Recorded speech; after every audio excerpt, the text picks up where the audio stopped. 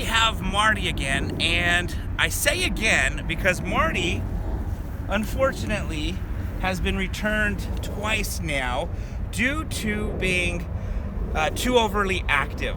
So you can see he's an adorable pit bull mix, so good looking, so handsome, but people will bring him home, and because he's got so much energy, he'll usually wear out the other dogs or wear out the other people, or possibly just basically make the other dogs in the house too tired. He plays rough, and so people tend to, the two families that have had him, basically their feedback was he just played a little too rough, a little too active, and basically they just returned him because of that. So what Marty needs is a family that already has a super hyper dog as well that Marty can play with and get his energy out, or a very active family, somebody who goes on a lot of hikes, goes on runs, and can wear Marty out. Because if Marty can get the exercise that he needs and get worn out,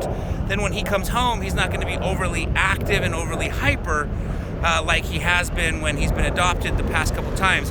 The feedback was not that he was aggressive. It was not that he was dangerous in any way.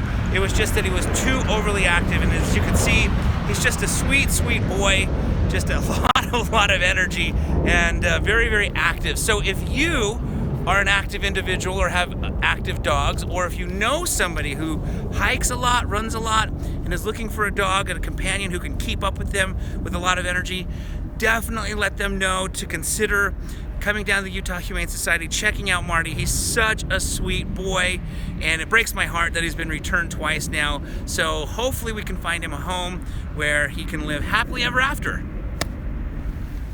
Awesome. All right, Marty, let's go find you a family.